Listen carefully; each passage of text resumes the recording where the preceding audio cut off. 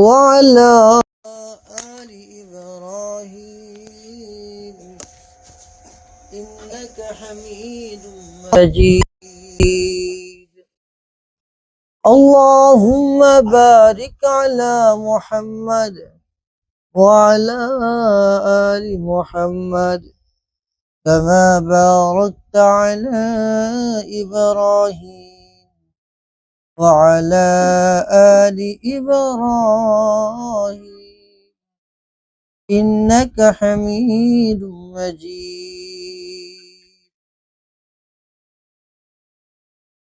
الحمد لله আল্লাহ জাল্লা শানুর দরবারে লক্ষ কোটি শুকরিয়া যে আল্লাহ পাক দয়া করে ইহসান করে আদর করে ভালোবেসে ইমদাদুল উলুম আশ-শাফিয়া বালক বালিকা মাদ্রাসার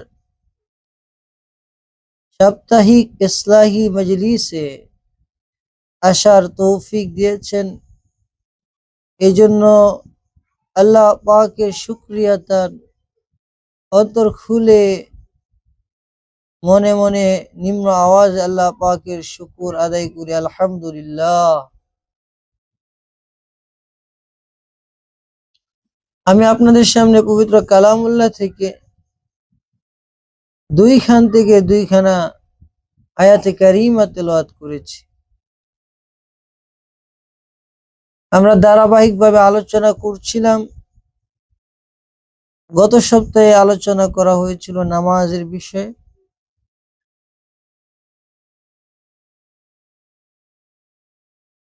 তা আমি যে আয়াতে কারিমা তেলাওয়াত করেছি,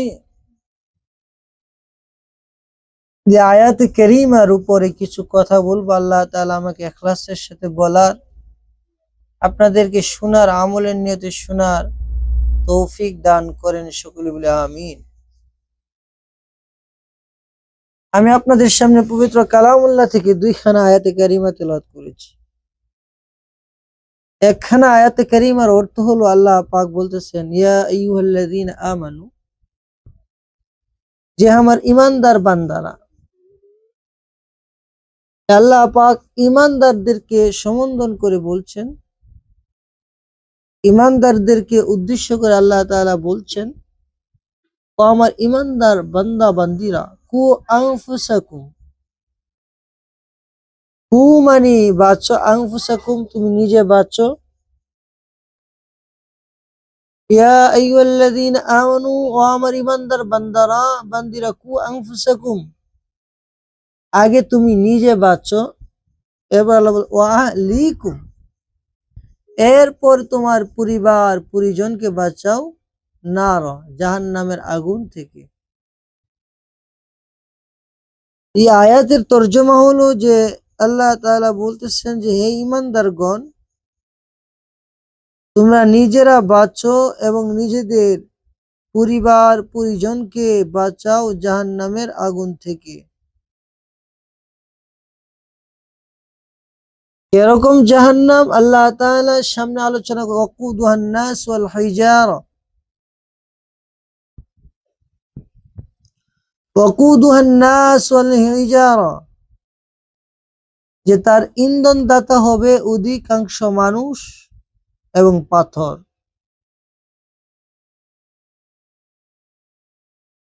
আল্লাহ তাআলা বলতেছেন যে ঈমানদাররা, প্রথম কাজ তোমাদের এই আয়াতে দুইটা কথা আমি আল্লাহ তোমাদেরকে নির্দেশ করলাম। নাম্বার 1, কু আনফুসাকুম, তুমি নিজে বাঁচো, ওয়া আহলিকুম, দ্বিতীয় তোমার পরিবার পরিজনকে বাঁচাও। কোথায় থেকে? নার, ওয়াকুদুহান নাস ওয়াল হিজার, যার ইন্ধন হবে অধিকাংশ মানুষ এবং পাথর। সুতরাং তোমরা ঈমানওয়ালা যারা আছো, যারা ঈমান এনেছো, তোমরা জাহান্নামের আগুন থেকে বাঁচো এবং তোমাদের পরিবার পরিজনকে ওই জাহান্নামের আগুন থেকে বাঁচাও। এই আয়াতের মধ্যে আল্লাহ পাক প্রথমে নিজেকে জাহান্নামের আগুন থেকে বাঁচার হুকুম দিয়েছেন, দুই নাম্বার হলো নিজের পরিবার পরিজন যারা আছে বা আত্মীয় স্বজন পাড়া প্রতিবেশী যারা আছে তাদের সবাইকে জাহান্নামের আগুন থেকে বাঁচানোর চেষ্টা ফিকির করো। ওকুদুয়ান নাস ওয়াল হিজা, যেই জাহান্নামের ইন্ধনদাতা হবে আগুন ফুসকে উঠানোর যে মাধ্যম থাকবে, এটা হলো অধিকাংশ মানুষ এবং পাথর।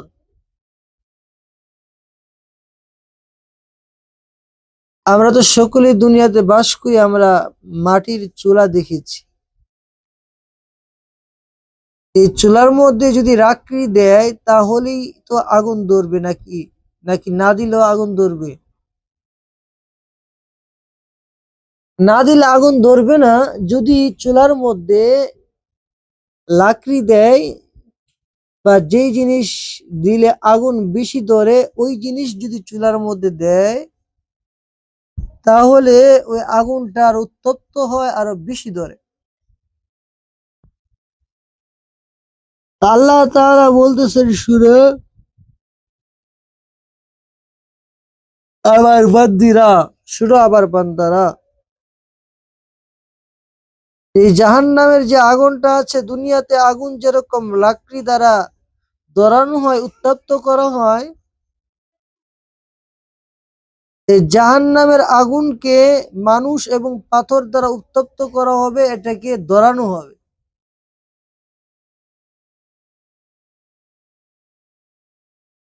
জাহান্নামের আগুন এরকম ভয়ঙ্কর যে আগুনটা মূলত প্রথমত সাদা ছিল,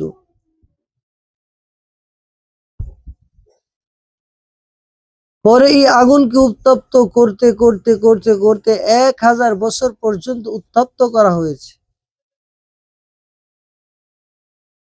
আমাদের বাসায় হলো যে বাতের মার যখন গালার সময় আসে তখন পাগর উঠে বলে, যখন পাগর উঠে তখন এই টপ টপ টপ টপ করে বাতগুলো ফুটতে থাকে, মাঝখান দিয়ে ফেনার মতো উঠতে থাকে।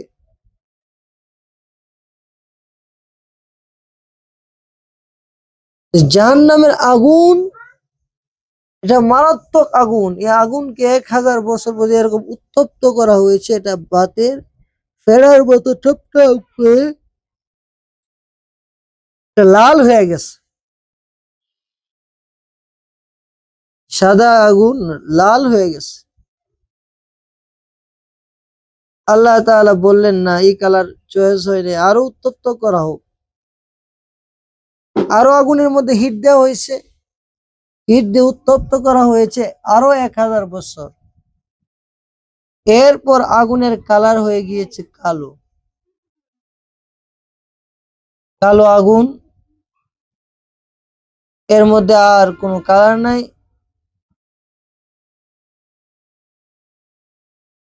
এরকম উত্তপ্ত হয়েছে জাহান্নামের আগুন, যে আগুনটা সিম্পলি বোঝানোর জন্য বলতেছি যে কারো শরীরে যখন আমাদের দুনিয়াবি আগুন যেটা আছে এটা তো মেজ দিয়ে ধরানো হয়,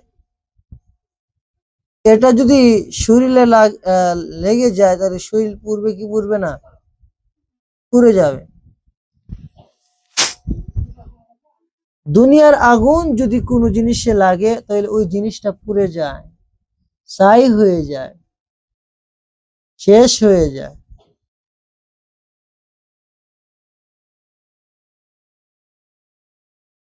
তো জাহান্নামের আগুন কিরকম? দুনিয়ার আগুন তো মানুষের আগে বাহ্যিক দেহ পুড়ে, এরপরে ভিতরে প্রবেশ করে।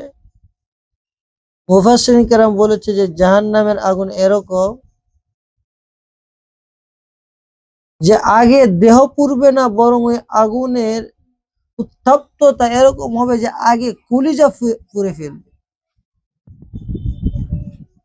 মানুষের শরীরের ভিতরে গিয়ে আগে আঘাত করবে।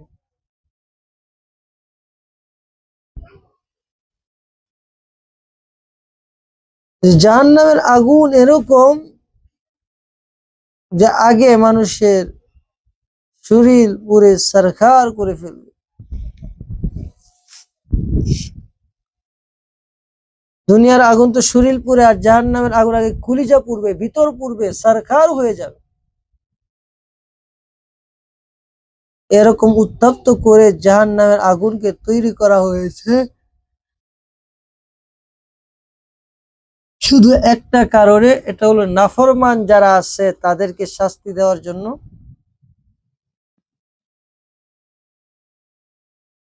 তাদের গুনাহের শাস্তির জন্য আল্লাহ পাক জাহান্নামকে এরকম ভয়ঙ্কর আযাব গজব দিয়ে আল্লাহ তাআলা বানাইছে।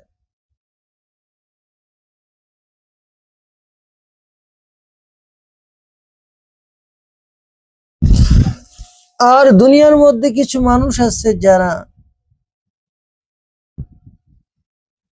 নিজেরা নিজেদেরকে হেফাজত করেছে,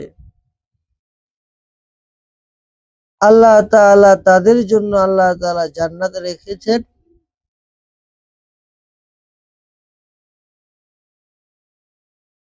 জান্নাতুল ফেরদাউস, যে জান্নাতে নাজ নিয়ামত কোনো কিছুর অভাব নাই। জান্নাতটা আল্লাহ তাআলা অসংখ্য অগণিত নিয়ামত দ্বারা সাজাইছেন।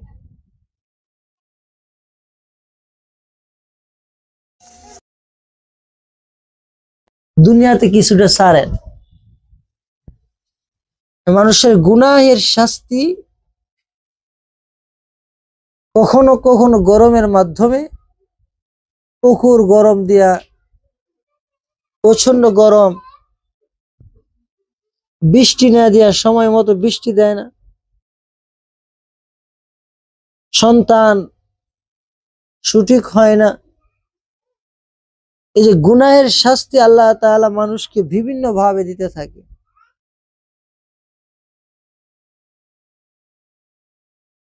যে যত গুনাহ মুক্ত পরিবেশ,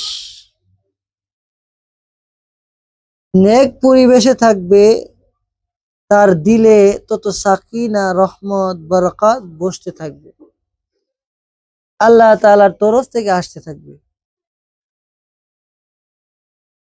দুনিয়ার মধ্যে অসংখ্য অগণিত নারীরা আসছেন, এর মধ্যে 10 জন নারী এরকম ছিলেন যারা দুনিয়াতে থাকতে জান্নাতের সার্টিফিকেট পেয়েছেন। দুনিয়াতে আল্লাহ তাআলা তাদের জান্নাতের ঘোষণা দিয়ে দিয়েছেন, তারা যে জান্নাতে যাবে এ কথা আল্লাহ তাআলা দুনিয়াতেই তাদেরকে শুনিয়ে দিয়েছেন যে এরা জান্নাতি, এরা জান্নাতে যাবে। আর যারা জান্নাতি হবে তাদেরকে আল্লাহ তাআলা বিভিন্ন মুসিবত, বিপদ আপদ দিয়ে আল্লাহ তাআলা সাহায্য করছে। আল্লাহ তাআলা বিভিন্ন বিপদ আপদ মুসিবত দিয়ে তাদেরকে পরীক্ষা করছেন। এই পরীক্ষায় যারা পাস করেছেন আল্লাহ তাআলা তাদের পুরস্কার বাড়িয়ে দিয়েছেন, আর যারা ফেল করেছেন তারা দুনিয়াতেও ধ্বংস হয়েছে, আখেরাতেও ধ্বংস হয়েছে। আমার তেলাওয়াতকৃত 2 নাম্বার আয়াত যেটা তেলাওয়াত করেছি, এখানে প্রথমটা তরজমা করলাম, ব্যাখ্যা পরে করব। দ্বিতীয় যেটা আয়াত তেলাওয়াত করেছি, ইয়া আইয়ুহাল্লাযীনা আমানুস্তাঈনু বিস-সাবরি ওয়াস-সালাহ ইন্নাল্লাহা মা'আস-সাবিরিন।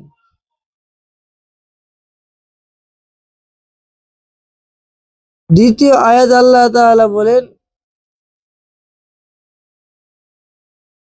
হে ঈমানদাররা, তোমরা আমার কাছে সবর,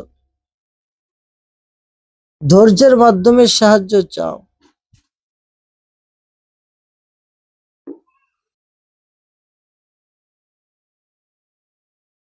সবর এবং ধৈর্যের মাধ্যমে যখন তোমরা আমার কাছে সাহায্য চাইবা, ইন্নাল্লাহা মা'আস-সাবিরিন, আল্লাহ তাআলা বলতেছেন, ইয়া আইয়ুহাল্লাযীনা আমানুস্তাঈনু বিস-সাবরি ওয়াস-সালাহ, যে ঈমানদাররা তোমরা ধৈর্য এবং নামাজের মাধ্যমে আমি আল্লাহ তাআলার কাছে সাহায্য প্রার্থনা করো। আর যখন তোমরা ধৈর্য এবং নামাজের মাধ্যমে আমি আল্লাহ পাকের কাছে সাহায্য চাইবা, তো আমি আল্লাহ তাআলা খুব তোমাদেরকে সাহায্য করব।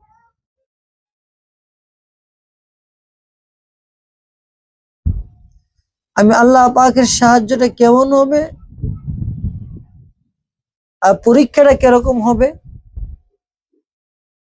আল্লাহ তাআলা বলতেছেন,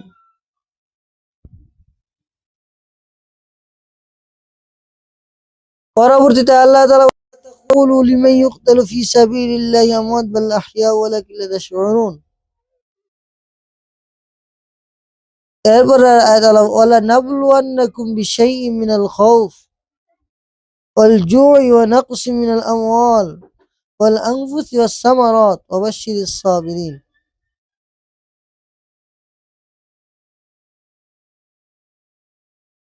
পরবর্তী আয়াতে আল্লাহ তাআলা কি দিয়া পরীক্ষা করবেন এরকম 5টা পরীক্ষার কথা আল্লাহ তাআলা উল্লেখ করছেন। তোমাদের কি এরকম 5টা জিনিস দিয়ে আমি আল্লাহ তাআলা পরীক্ষা করতে পারি? যদি পরীক্ষায় পাস করো তাহলে আমি আল্লাহ তাআলার পক্ষ থেকে পুরস্কার ঘোষণা করা হবে, আর যদি ফেল করো তাহলে আমি আল্লাহ পাকের পক্ষ থেকে পুরস্কারের ঘোষণা নাই।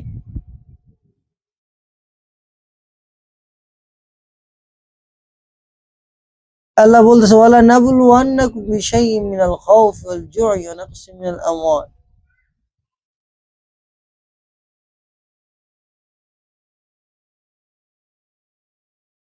যে আমি আল্লাহ তোমাদেরকে পরীক্ষা করবো, ওয়ালা নাবলুওয়ান্নাকুম বিশাইইন মিনাল খাউফ, 1 নম্বর ভয় ভীতি দিয়ে আমি আল্লাহ তাআলা তোমাদেরকে পরীক্ষা করব।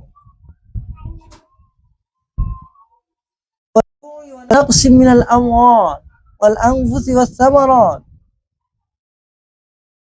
আমি আল্লাহ তোমাদের সন্তান সন্ততি দিয়া নিয়া পরীক্ষা করব, মাল দিয়া পরীক্ষা করব, নিয়া পরীক্ষা করব, ওয়াল আনফুসি ওয়াস সামারাত, এবং তোমাদের নিজেদের মাধ্যমে আমি আল্লাহ পরীক্ষা করব, ক্ষেত খামার ফসল ফল আদি দিয়ে পরীক্ষা করব।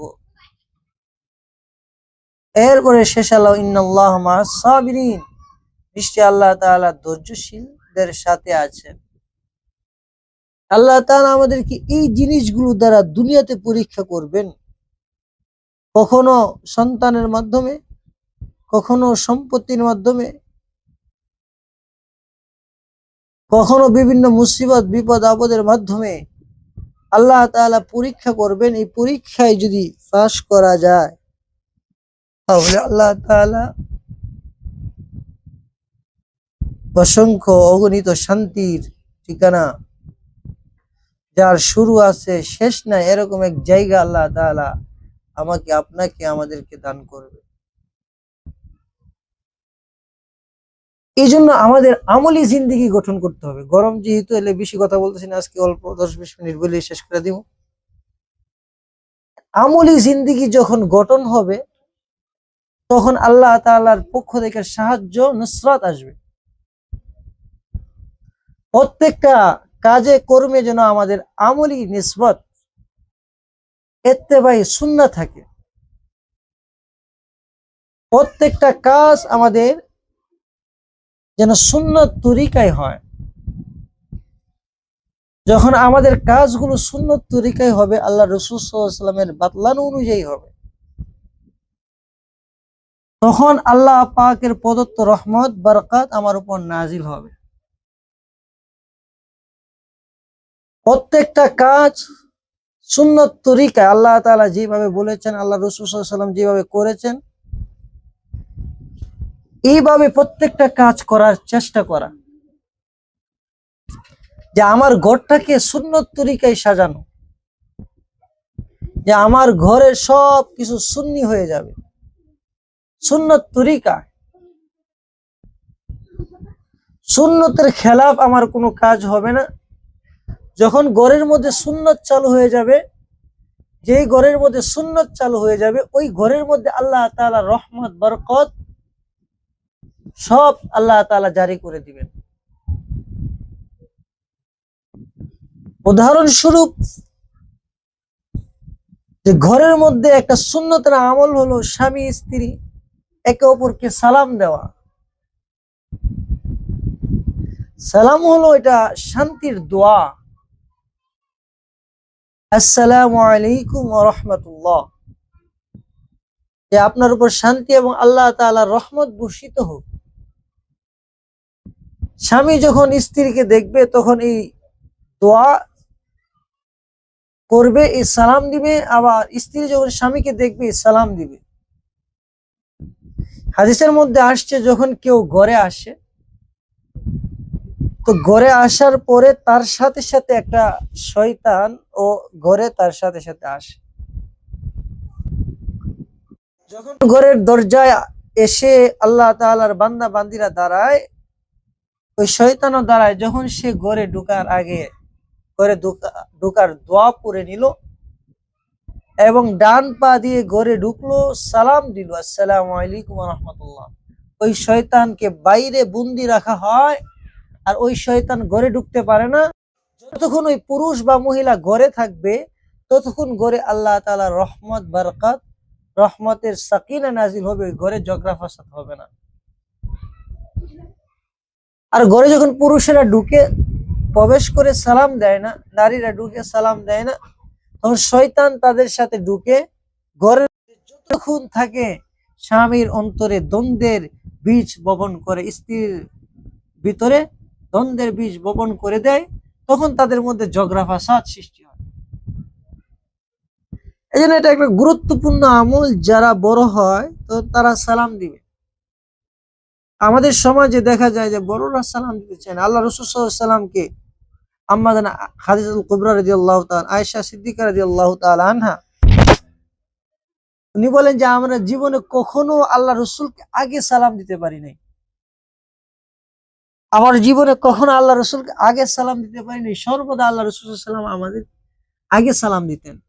জিজ্ঞাসা করতাম, একদিন আম্মা জান জিজ্ঞাসা করেন, ইয়া রাসূলুল্লাহ, সবসময় তো আপনি আমাদেরকে আগে সালাম দেন, আমাদেরকে আগে সালাম দেওয়ার সুযোগ করে দেন না। আল্লাহ রসুল বলতেন, আমি নবী, তোমার স্বামী মর্যাদায় বড়, এই জন্য আমি তোমাকে আগে সালাম দিই, তোমার জন্য দোয়া করি, এটা আমার হক দোয়া করা। সন্তান আসসালামু আলাইকুম ওয়া রাহমাতুল্লাহ, এই আমলটা প্রত্যেকটা ঘরে চালু করা, এটা হলো একটা সুন্নাত রসুলের। সমাজে চালু করা, মহিলারা তার বাবাকে, ভাইকে, আপন ভাইকে যারা মাহরাম ওনাদেরকে সালাম দিবে। মহিলারা পরস্পরে যখন আসবে একে অপরের সাথে সাক্ষাৎ, আসসালামু আলাইকুম ওয়া রাহমাতুল্লাহ, এরপরে কেমন আছেন, এই যে তার হাল চাল জিজ্ঞাসা করবে। এটা হলো একটা সুন্নাত। এই সুন্নাত আমল চালু করা। আরেকটা সুন্নাত আমল হলো প্রত্যেক কাজ শুরু করার আগে বিসমিল্লাহ বলা। আল্লাহ রসুল হাদিসে বলেন, কুল্লু আমরিন যি বালিন লাম ইউবদাউ ফিহি বিসমিল্লাহ, প্রত্যেক ওই কাজ যাহার শুরুতে বিসমিল্লাহ না থাকে এই কাজে বরকত হয় না, ওই কাজ লেস কাটা হয়ে যায়, ওই কাজে আল্লাহ তাআলার রহমত বরকত হয় না। বিসমিল্লাহ মানে আমি আল্লাহর নামে শুরু করেছি, আফতাহু বিসমিল্লাহির রহমানির রহিম, যে আমি আমার আল্লাহ, যে আল্লাহ আমাকে সুস্থতার নিয়ামত দিয়েছেন, যে আল্লাহ আমাকে ভালো রেখেছেন, যে আল্লাহ আমাকে এত নিয়ামত রাজি দিয়েছেন, আমার প্রত্যেকটা কাজ আমি ওই আল্লাহ পাকের নামে শুরু করলাম। যখন বিসমিল্লাহ বলে আমার প্রত্যেকটা কাজ শুরু করব, ওই কাজের মধ্যে আমাকে আল্লাহ তাআলা বরকত দান করবে। আমাদের কওমি মাদ্রাসায় একটা কিতাব পড়ানো হয়, এই কিতাবের মধ্যে একটা ঘটনা লেখছে, সুন্দর একটা ঘটনা উল্লেখ করছে যে বিসমিল্লাহ বললে কত ফায়দা, কত ফাজাইল। প্রত্যেক কাজের শুরুতে যখন বিসমিল্লাহ বলবে ওই কাজটার মধ্যে আল্লাহ তাআলা পরিপূর্ণ রহমত বারাকাত দান করবে। কিতাবের মধ্যে ঘটনাটা লিখছেন যে এক মহিলা তার প্রত্যেক কাজের শুরুতে বিসমিল্লাহ বলে, আল্লাহ তাআলা সবার কপালে ভালো স্বামী মিলায় না, আবার সবার কপালে ভালো স্ত্রীও মিলায় না। স্ত্রীরা হলো দুনিয়াতে জান্নাতের নিয়ামত, স্বামীরাও জান্নাতের নিয়ামত। যে দুনিয়াতে একটা ভালো স্ত্রী পাইলো সে দুনিয়াতে জান্নাত পাইলো, যে দুনিয়াতে একটি ভালো স্বামী পাইলো তিনি দুনিয়াতে জান্নাত পাইল। ভালো স্ত্রী, নেক স্বামী, এটা আল্লাহ তাআলার অনেক বড় নিয়ামত। অনেক স্ত্রীরা আছেন নেক বুজুর্গ আল্লাহ ওয়ালা, কিন্তু স্বামীরা ভালো না, মদ খায়, সুদ খায়, ঘুষ খায়, হিরণ খায়, ইয়াবা খায়, স্ত্রীকে প্রহার করে। নালায়েক অপদস্থ স্বামী তার কপালে পড়ে যায়। আর অনেক স্বামী আছে ভালো কিন্তু স্ত্রী খারাপ, তার বদমেজাজি। তো ওই স্বামী ছিল বদমেজাজি, স্ত্রী ছিল আল্লাহ ওয়ালা, তাকওয়ালা, ফরজগার মহিলা, নামাজ পড়তো, ইবাদত করতো, আল্লাহকে ডাকতো, প্রত্যেক কাজে বিসমিল্লাহ বলে সব কিছু শুরু করে। তো ওই স্বামী দেখে যে স্ত্রী এত বিসমিল্লাহ বলে, সে বলে কথায় কথায় দরবেশি, হ্যাঁ দরবেশ সাজে, বুজুর্গ সাজে, আর এর একটা বাটাম দিতে একটা সাইজ করতে পারে। স্বামী স্ত্রীকে পিটানোর সুরত খুঁজতেছে, সুরত খুঁজা পায় না, কারণ এত নেক স্ত্রী এরকম সুযোগই সে স্বামীকে দেয় না, প্রত্যেক কাজ বলার আগেই করে ফেলে। আমাদের মুফতি তকি উসমানী দামাত বারকাতুহু এখনো বাইচা আছেন। বিশ্বের মধ্যে এখন সবচেয়ে বড় মুফতি যিনি, জাস্টিস মুফতি আল্লামা তকি উসমানী দামাত বারকাতুহু, উনি বলেন, উনি এখনো বাইচা আছে, উনি একটা সাক্ষাৎকারে উনার স্ত্রী আর উনার গল্প লেখছে। উনি একটা কথা বলছে প্রথমে, যে আমি যখন বাসর ঘরে গিয়েছি আমার স্ত্রীকে আমি সালাম দিয়ে যখন আমার স্ত্রীকে আমি একটা কথা বলছি, দেখো আমি এলেম পিপাসু মানুষ, এলেম শিখি, তোমাকে আমি বেশি সময় দিতে পারবো না, সময় যদি বেশি না দিতে পারি তুমি আমার প্রতি বিরক্ত হইও না, তুমি আমাকে চাপ দিও না, কারণ আমি দিনই এলেমে ব্যস্ত থাকি, তোমার যতটুকু হক আছে এতটুকু আমি আদায় করব, বাকি যেটা নফল হক এগুলো আমি আদায় করতে পারবো, বেশি সময় তোমাকে আমি দিতে পারবো। উনি বললেন যে আমার স্ত্রী আমাকে বললেন যে স্বামী আমি আপনার কাছে কোনো কিছু চাই না, আমার শুধু একটা চাওয়া, তো কি?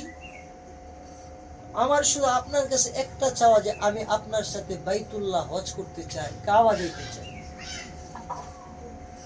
মুফতি তকি উসমানী দামাত বারকাতুহু উনি বলেন যে ঠিক আছে, আল্লাহ চাই তো ইনশাআল্লাহ আমি তোমাকে নিয়ে বাইতুল্লাহ তওয়াফ করব। আল্লাহ করাইছেন ওনাদের, আমাদেরকেও যারা স্বামী স্ত্রী আমরা আছে আমাদেরকে একসাথে যাওয়ার তৌফিক আল্লাহ দান করেন, আমিন।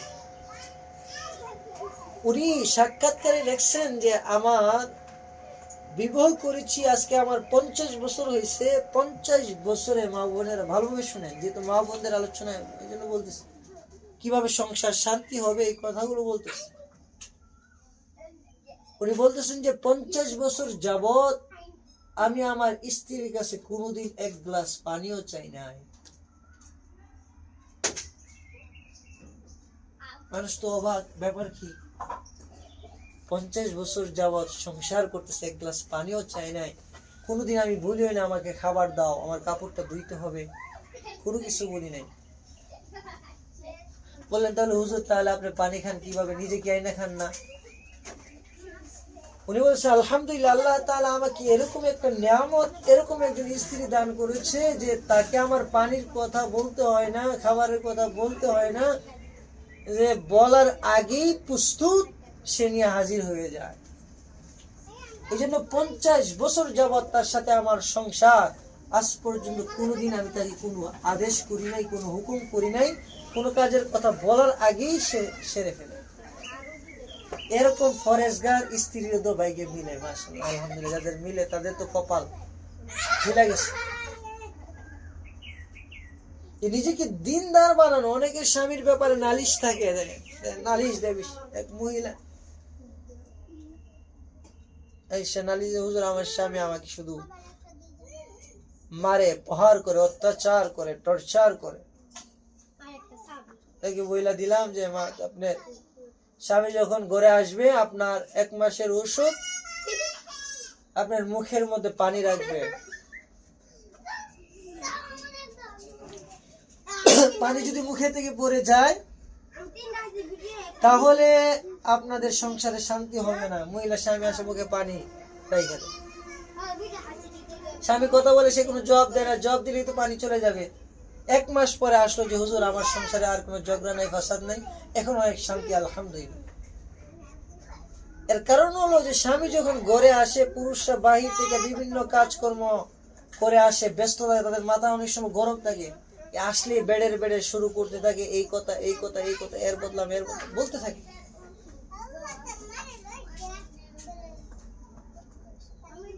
তখন দেখা যায় যে পুরুষের মাথা গরম হয়ে যায়, তো ঝগড়া, দুইজনই তর্কাতর্কি হয়, ঝগড়া হয়। এখানে আল্লাহ রাসূল সাল্লাল্লাহু আলাইহি সাল্লামের আদর্শ স্ত্রী কি এখানে হিকমত ওয়ালা হইতে হবে। স্বামীর তবিয়ত কি এখন এটা বুঝতে হবে তার, যে এখন তার মেজাজ কিরকম, মেজাজ অনুযায়ী যখন স্ত্রীরা ব্যবস্থা নিবে, ওই ঘরকে আল্লাহ তাআলা রহমত ওয়ালা ঘর বানাবে, বারাকাত ওয়ালা ঘর বানাবে। আল্লাহ তাআলা সাধারণত স্ত্রীদেরকে আল্লাহ তাআলা অন্য তবিয়তেরই বানিয়েছেন। তাদের আল্লাহ তাআলা দয়া মায়া তাদের বেশি আল্লাহ তাআলা তাদেরকে দিয়েছেন।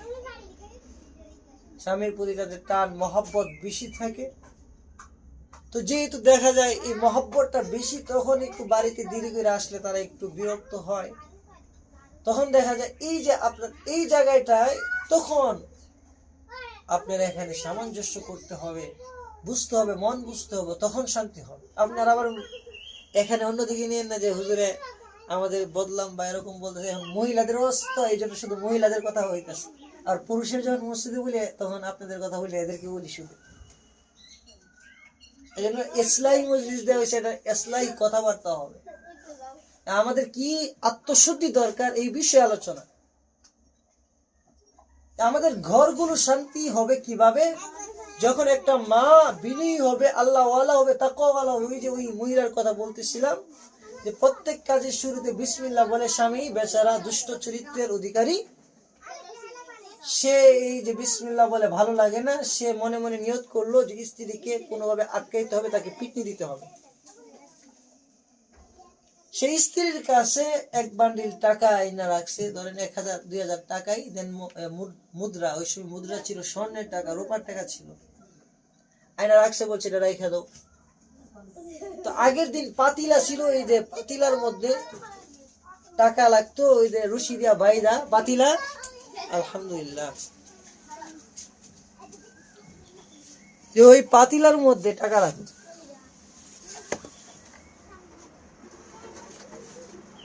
কথা শুনতেছেন?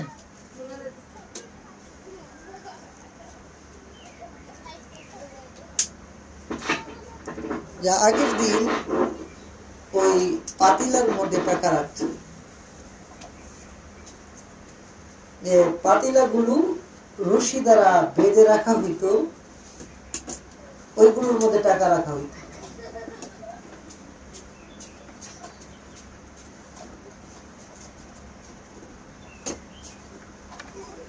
ওই যে টাকা রাখছে মা, পাতিলার মধ্যে নিয়ে রাখছে, স্বামী তো দেখছে।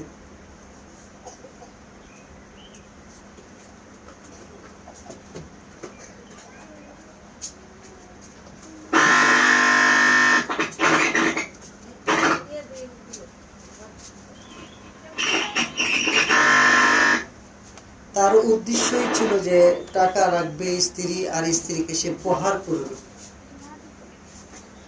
আওয়াজ বোঝা যায় না? এনে করে মুখে শোনা যায়, মুখে বললে কষ্ট।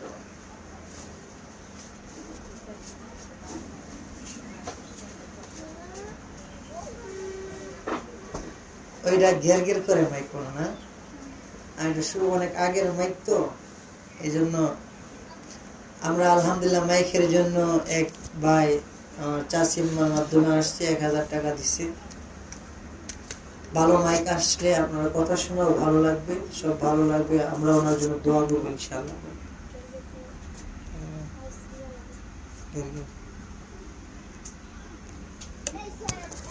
তো ওই যে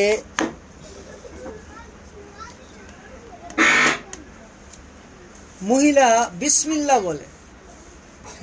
বলে কাজ শুরু করে,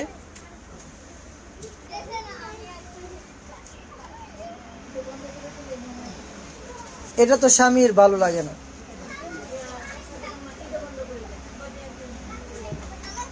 তো স্বামী তাকে মারার জন্যই চিন্তা করলো যে টাকা দিয়ে আসছে, তো টাকা দেখছে যে আগে এই সিন্দুক ছিল না, তো পাইলা এগুলোর মধ্যে টাকা রাখছে। তো টাকা রাখা তো স্ত্রী বিসমিল্লাহ বইলা স্ত্রী ওইখানে দিছে, স্ত্রীর হাতে টাকাটা রাখো। স্ত্রী ওই পাইলার মধ্যে বিসমিল্লাহ বইলা টাকা রাখা চলে গেছে। স্বামী কিছুদিন পর আইসা ওই পাইলা থেকে টাকাটা নিয়ে কূপ ছিল, কূপের মধ্যে টাকাটা নিক্ষেপ করছে, ফেলে দিছে। সে আবার স্ত্রীর কাছে আসলো কিছুদিন পরে, আইসা বললো, আব্দুর রহমানের আম্মা, তোমার কাছে যে টাকাগুলো দিয়েছিলাম ওই টাকাগুলো কোথায়, ওই টাকাগুলো দাও। এই টাকাগুলো স্বামী কোথায় ফেলছে? কূপের মধ্যে। স্বামী টাকাগুলো কূপের মধ্যে ফেলে দিছে, আবার এই টাকাগুলো আবার স্ত্রীর কাছে এসে চাইতেছে। স্ত্রী তো জানে না, স্ত্রী বিসমিল্লাহ বইলা পাইলার মধ্যে হাত দিছে, তো টাকার বান্ডিল হাতের মধ্যে এসে বসে। এই বিসমিল্লাহর ফাজাইল, এই বিসমিল্লাহ বইলা যে জিনিস রাখবে তো আল্লাহ তাআলা ওই জিনিসের মধ্যে বারাকাত দিবে। এখন তো স্বামী অবাক হয়ে গেল, ব্যাপার কি, আমি আমার স্ত্রী থেকে প্রহার প্রতিশোধ, সে বিসমিল্লাহ বলে কেন প্রত্যেক কাজে? আমি তো টাকা ফেলে দিয়েছিলাম, টাকা আসলো কোথায়? আমার আল্লাহ পারে কি পারে না? আল্লাহ বলে, বান্দা, আমি আমার বান্দি আমার নাম নিয়ে পাইলার মধ্যে টাকা রেখেছে, আর তুই চাইছ আমার বান্দিকে লাঞ্ছিত করবি, বঞ্চিত করবি। আমি আল্লাহ, যে আল্লাহ সমস্ত জাহানের মালিক, আমি আল্লাহ ওই কূপ থেকে টাকাটা তুইলা আমি আল্লাহ ফেরেশতার মাধ্যমে আমার বান্দি যখন বিসমিল্লাহ বইলা হাত দিছে, আমি সাথে সাথে টাকাটা তার হাতে পৌঁছে দিলাম। এই বিসমিল্লাহর এত ফাজাইল, যেন প্রত্যেক কাজে কর্মে বিসমিল্লাহ বলার অভ্যস্ত হওয়া। রান্না করতেছেন বিসমিল্লাহ, ঘর ঝাড়ু দিতেছেন বিসমিল্লাহ, উঠান ঝাড়ু দিতেছেন বিসমিল্লাহ, বিছানা গুছাইতেছেন বিসমিল্লাহ। সব কাজের শুরুতে বিসমিল্লাহ বলা। আর বিসমিল্লাহ অর্থ হলো আমি আমার আল্লাহর নামে শুরু করলাম। কেন বিসমিল্লাহ বলবেন না? বিসমিল্লাহ তো বলা আবশ্যক। ও আমার মারা, কেন বিসমিল্লাহ বলবেন না? কারণ আমার আল্লাহ, তিনি আপনাকে হায়াতের জিন্দেগি দান করেছেন, এত সুন্দর হায়াতের জিন্দেগি। আপনি খাইতেছেন, খাবার শুরুতেও বলবেন বিসমিল্লাহ।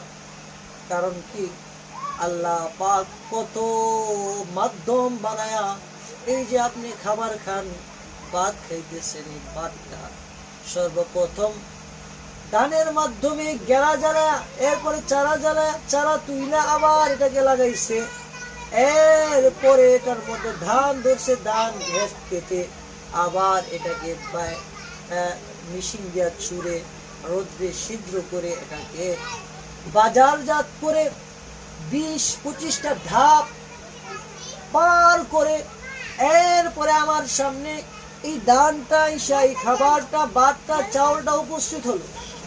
আর এই খাবার শুরুতে আপনি বললেন বিসমিল্লাহ।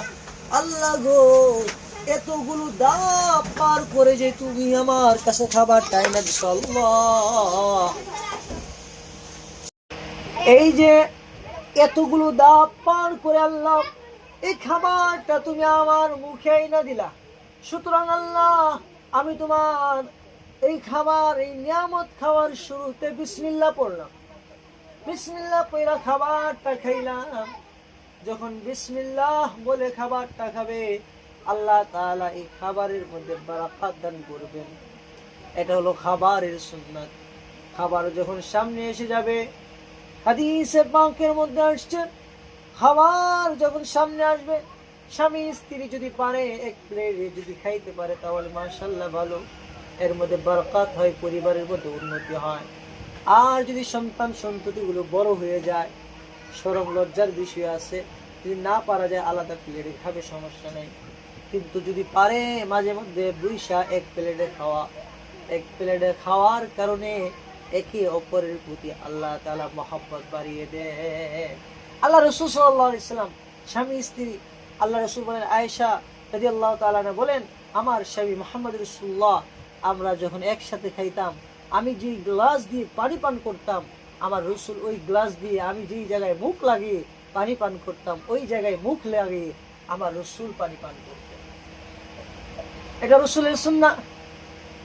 আমরা বলেন আমি যে হাড্ডিগুলো কামড়ায় রাখতাম, তো আল্লাহ রাসূলও এই হাড্ডিগুলো আবার কামড়াইতেন, খাইতেন। স্বামী স্ত্রী একে অপরের খাবার খাইবে, এর মধ্যে মহব্বত ভালোবাসা আল্লাহ তাআলা বৃদ্ধি করে দিবেন।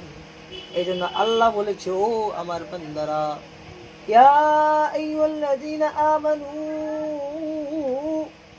ও আমার ঈমানদার বান্দারা, ইয়া আইয়ুহাল্লাযীনা আমানু, হে আমার ঈমানদার বান্দারা, আতিউল্লাহ ওয়া আতিউর রাসূল, তোমরা এক নাম্বার আল্লাহ তাআলার অনুসরণ করবা, আনুগত্য করবা, দুই নাম্বার রাসূলের আনুগত্য করবা। তোমাদের প্রত্যেকটা কাজ কর্মতে রাসূলের আনুগত্য হবে। ঘরের মধ্যে যখন খাবারটা বিছায়া দিলা, মা বোনরা যখন খাবারটা বিছায়া দিবেন, খাবারটা যখন পাকাবেন, ওযু সহকারে পাকাবেন, বিসমিল্লাহ বলে পাকাবেন। খাবার যদি কোনো মহিলারা পাকায় আর খাবারের মধ্যে যদি ইয়া মাতিনু আল্লাহ তাআলার এই নামটা বলে কোনো খাবারের মধ্যে ফুঁক দিয়া খাবারটা পাকায়, ওই খাবারটা খেলে যে ব্যক্তি খাবারটা খাবে, ওই খাবারের মধ্যে আল্লাহ তাআলা নূরে ভরপুর করে দেয়। ইয়া মাতিন, ওই দোয়া পরে যদি কেউ কোনো নারীরা খাবারের মধ্যে ফুঁক দেয়, ওই খাবারটার মধ্যে আল্লাহ তাআলা নূরে পরিপূর্ণ করে দেন, বরকতওয়ালা করে দেন। এই জন্য আপনি খাবারটা বাগাইতেছেন বিসমিল্লাহ বলে, ইয়া মাতিনু বলে একটা ফু মেরা দেন, তো আপনার স্বামী, সন্তান, ছেলে মেয়েরা এই খাবার খাবে, তাদের ইবাদত করতে মনে চাবে। খাবার খাওয়ার শুরুতে দস্তার বিছায়া খাওয়া, এটা রাসূলের সুন্নাহ। দস্তারখানা যেই ঘরে বিছায়া খায়, ওই ঘরে কোনোদিন অভাব অনটন আসে না, বরকত আসে, আল্লাহ তাআলার রহমত আসে। এজন্য খাবার খাওয়ার শুরুতে প্রত্যেকটা ঘরের মধ্যে দস্তরের রেওয়ায়াত চালু করা, দস্তরের মধ্যে বিছায়া খাবে, দস্তরখানার মধ্যে প্লেট লাইকা খাবে, এগুলো হলো ঘরের সুন্নাত। ঘরের মধ্যে আমরা মা বোনরা চালু করব। আমরা মা বোনরা যখন সুন্নি হয়ে যাব, সুন্নতওয়ালা হয়ে যাব, রাসূলের খাঁটি প্রেমিক হয়ে যাব, তখন পুরুষরা এমনি দিনদার হয়ে যাবে, পুরুষরা এমনি মুত্তাকি হয়ে যাবে। এই জন্য আমি প্রায় বলি, তোমরা আমাদেরকে দিনদার মা দাও, আমরা দিনদার সমাজ তোমাদেরকে দেব। একটা মা যখন দিনদার হয়ে যাবে, মুত্তাকি হয়ে যাবে, আল্লাহওয়ালা হয়ে যাবে, তখন ওই মার উসিলায় গোটা পরিবার দিনদার হয়ে যাবে। মারা যখন দিনদার হয়ে যাবে, মুত্তাকি হয়ে যাবে, ওনারা যখন ওনাদের ঘরে সুন্নতের আমল চালু করবে, সুন্নত চালু করবে, প্রত্যেক কাজের কোনটা সুন্নত কোনটা ফরজ এইদিকে খেয়াল করে যখন মা বোনরা কাজ করবে, তখন পুরুষরা এমনি তারা আল্লাহওয়ালা বুজুর্গ হয়ে যাবে। আমাদের মা বোনরা খাবার পাকায়, নাপাক অবস্থায় খাবার পাকায়, ইস্তেঞ্জা করে ঢিলা কুরুপ ব্যবহার করে না, ইস্তেঞ্জাখানায় সুন্নত তরিকায় যায় না। ইস্তেঞ্জাখানায় যাওয়ারও সুন্নত আছে। ইস্তেঞ্জাখানায় যাওয়া, বাথরুমে ওয়াশরুমে যাওয়ার সুন্নত হলো প্রথমে বাম পা দিয়ে যাওয়া, দোয়া পড়া, আল্লাহুম্মা ইন্নী আউযু বিকা মিনাল খুবুসি ওয়াল খাবাইস। ইস্তেঞ্জা যাইবে তো দোয়া করবে আল্লাহর কাছে, আল্লাহ গো, আল্লাহুম্মা ইন্নী আউযু বিকা মিনাল খুবুসি ওয়াল খাবাইস। ও আল্লাহ, ছোট শয়তান, বড় শয়তান, সমস্ত শয়তান থেকে আপনার কাছে পানা চাই, আশ্রয় চাই। আল্লাহ, আমি এরকম একটা জায়গায় যাইতেছি, যেই জায়গাটা গোপন জায়গা, ওই জায়গায় যাওয়ার পরে আমি ছোট শয়তান, বড় শয়তান থেকে আশ্রয় চাই, ওইখানে যা পবিত্রতা অর্জন করব। আবার যখন ইস্তেঞ্জা থেকে বের হবে, ডান পা দিয়ে বের হবে, দোয়া পড়বে, আলহামদুলিল্লাহিল্লাযী আলহামদুলিল্লাহিল্লাযী আযহাবা আন্নিল আযা ওয়া আফান। আল্লাহ আপনার শুকরিয়া, আপনি আমার পেটের মধ্যে যে খাবারগুলো দিছিলেন, এই খাবারগুলো পেটের মধ্যে আটকেন নাই, আপনি দুই তিনটা ভাগ করে আল্লাহ আপনি বের করেছেন, একটা পাতলা তরল হিসাবে আর একটা গরু হিসাবে বের করেছেন আল্লাহ। আলহামদুলিল্লাহিল্লাযী, আল্লাহ গো আপনার এই জন্য শুকরিয়া আদায় করলাম। আল্লাহ আপনি যে আমাকে নিয়ামত দান করলেন, শুকরিয়া আদায় করলাম। এটাও ইস্তেনজা দেওয়ার সুন্নাত। ইস্তেনজা যাবে, সুন্নাত আদায় করে ইস্তেনজা যাবে, উযু করবে। উযু সুন্নাত তরিকা আছে, সুন্নাত তরিকায় উযু করবে। উযুর সুন্নাত কি? আল্লাহ রাসূল সাল্লাল্লাহু আলাইহি সাল্লাম আলী রাদিয়াল্লাহু তাআলা আনহু, আলী রাদিয়াল্লাহু তাআলা আনহু উযু করতেছেন। আল্লাহ রাসূল বলেন, আলী দেখো আমি কিভাবে উযু করি, এইভাবে উযু করবা। আল্লাহ রাসূল উযু করা সাহাবায়ে কেরামকে করায় শিখাইছেন, কিভাবে উযু করবা রে আলী, সুন্নাত তরিকায় উযু করবা।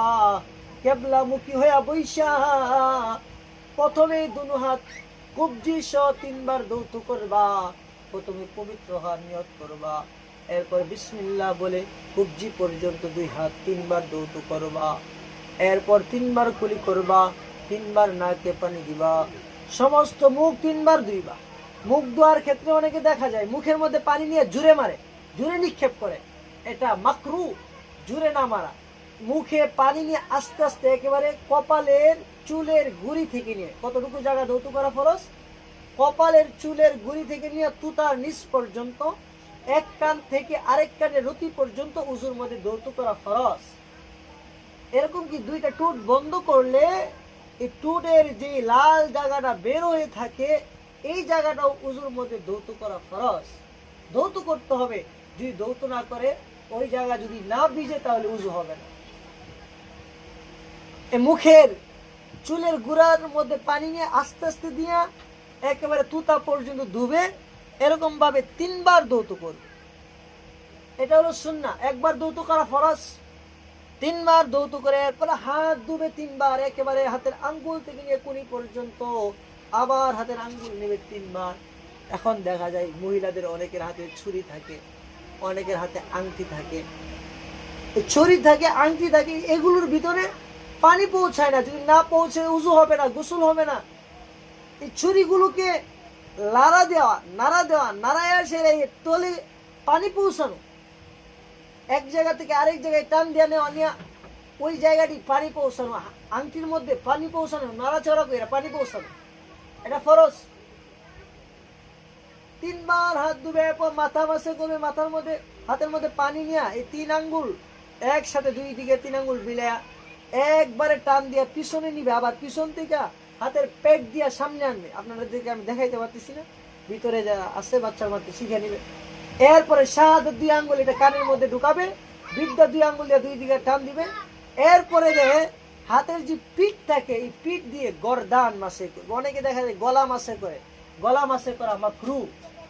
শুধু গরদান পিছনের যে সাইডটা থাকে এই সাইডটা সুজা টান দিবে। বেটা মহিলারা দেখা যায় একেবারে এইভাবে টান দেয়, গলা পর্যন্ত টানে, গলা আনবে না, সুজা টান দিবে। এরপর দুই পা টাকু সহ ধুবে তিনবার।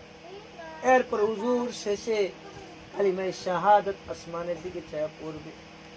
এটা হলো উজু করার সুন্নাত তরিকা। এইভাবে উজু করতে হয়। তো এইভাবে উজু করলে উজু হবে, আর নামাজ পড়লে সব হবে। সুন্নত তরিকায় উজু হবে। এই যে আমার প্রত্যেকটা কাজ যেন সুন্নত তরিকায় হয়, এই চেষ্টা মহিলারা করবে। মহিলাদের কাজগুলো যদি সুন্নত তরিকায় হয়ে যায়, পুরুষগুলো এমনি নেককার হয়ে যাবে। এই জন্য আমার প্রিয় মা বোনেরা, আমাদের প্রত্যেকটা কাজ যেন সুন্নত তরিকায় হয়, এই চেষ্টা করা এবং তার শিক্ষা গ্রহণ করা। সুন্নত শিখা, আল্লাহ ওয়ালাদের সোহবত সংস্পর্শে যায়া এগুলো শিখা, কোন কাজের কি সুন্নত, কোন কাজের কি তরিকা। আল্লাহ রাসূল সাল্লাল্লাহু আলাইহি ওয়াসাল্লাম বলেছেন এগুলো উলামায়ে কেরাম আল্লাহ ওয়ালাদের থেকে শিখা। মহিলারা, মহিলা আগের মধ্যে যারা আলেমা আছে, হুজুরদের স্ত্রীরা আছে, জটিল মাসালা হলে স্ত্রীদের কাছে বলবে, স্ত্রীরা স্বামীর থেকে, হুজুর স্বামী যদি হয় স্বামীর কাছে বলবে এই মাসালাটা কি, উনি যাই না আপনাদেরকে জানাই দেবে। সরাসরি হুজুরকে না বলা, কারণ দেখা যায় অনেক সব ফিতনা হয়ে যায়। আপনার বলার উনার স্ত্রীর কাছে এসে বলেন যে আপা আমার এই সমস্যা, এই মাসালার সমাধান কি?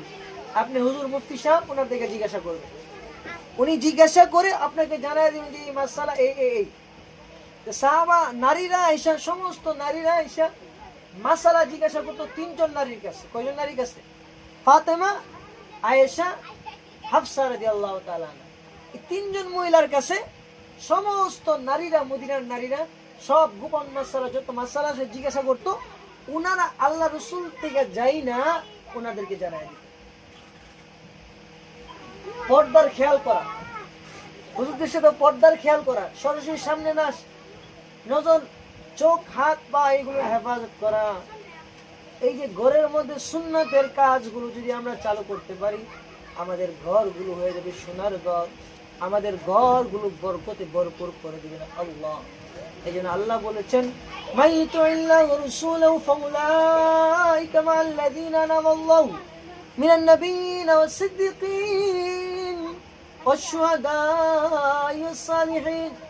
আল্লাহ বলে যারা আমার রাসূলের ইতাআত করবে, আল্লাহ এবং রাসূলের ইতাআত করবে, আমি আল্লাহ তাদেরকে জান্নাত দান করব চার শ্রেণীর মানুষের সাথে। এক নম্বর, মাইয়ুতিল্লাহি ওয়া রাসূলুহু ফাউলাইকা মাআল্লাযীনা আনআমাল্লাহু আলাইহিম। আমি যে চার শ্রেণীর মানুষদেরকে পুরস্কার দিয়েছিলাম, এই চার শ্রেণীর মানুষের সাথে তাদের জান্নাত হবে। এক নম্বর মিনান নাবিয়্যিন, এক নম্বর যারা নবী, নবীদের সাথে তাদের জান্নাত হবে। দুই নম্বর সিদ্দীকিনদের সাথে তাদের জান্নাত হবে। চার নম্বর শুহাদা, শহীদদের সাথে তাদের জান্নাত হবে। পাঁচ নম্বর সালেহিন, সালেহিনদের সাথে তাদের জান্নাত হবে। যারা আল্লাহ এবং রাসূলের আদেশ মানবে, অনুগত করবে। আল্লাহ বলেন, মাইয়ুতিল্লাহি ওয়া রাসূলুহু ফাউলাইকা মাআল্লাযীনা আনআমাল্লাহু মিনান নাবিয়্যিন ওয়াস সিদ্দীকিন ওয়াশ শুহাদা'i ওয়াস সালিহিন। নবী, সিদ্দিক, শুহাদা, সালিহিন, এই চার শ্রেণীর মানুষের সাথে তাদের বন্ধুত্ব হইয়া তারা জান্নাতে যাবে, যারা প্রত্যেকটা কাজে আল্লাহ এবং রাসূলের অনুসরণ, অনুকরণ করবে। এই জন্য আমার প্রিয় মা বোনেরা, আমরা আমাদের ঘরের প্রত্যেকটা কাজে ইত্তেবাই সুন্নাহ, এই কাজগুলো আমরা আমাদের ঘরে চালু করি। এর বিষয়বস্তুর উপর বই বাইরিস, প্রতিদিনের সুন্নত আমল সমূহ এরকম একটা বই আছে। এই বই আপনি কিনে আইনা দেখা দেখা সুন্নত শিখেন। খাবারের সুন্নত কি, ঘর ঝাড়ু দেওয়ার সুন্নত কি, পানি খাওয়ার সুন্নত কি, পানিও যে খাবো কিভাবে খাবো, ডান হাত দিয়ে তিনবার তিন চুমুকে বিসমিল্লাহ বলে পানি খাবো, পানি খাওয়ার শেষে আলহামদুলিল্লাহ বলবো, প্রত্যেক কাজের শুরুতে বিসমিল্লাহ বলবো, আর প্রত্যেক কাজ যখন শেষ হবে তখন আলহামদুলিল্লাহ বলবো।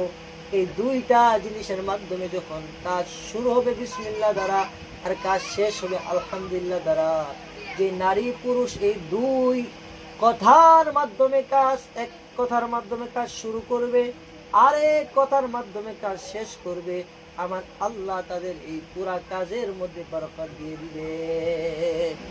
এই জন্য কাজগুলো বিসমিল্লাহ বইলা শুরু করা, আলহামদুলিল্লাহ বইলা শেষ করা, প্রত্যেক কাজে রাসূলের সুন্নতের ইত্তেবা করা। আল্লাহ তাআলা আমাদেরকে তৌফিক দান করেন, বেশি বেশি করে সুন্নতের অনুসরণ করার তৌফিক দান করেন। আজকে এতটুকুই।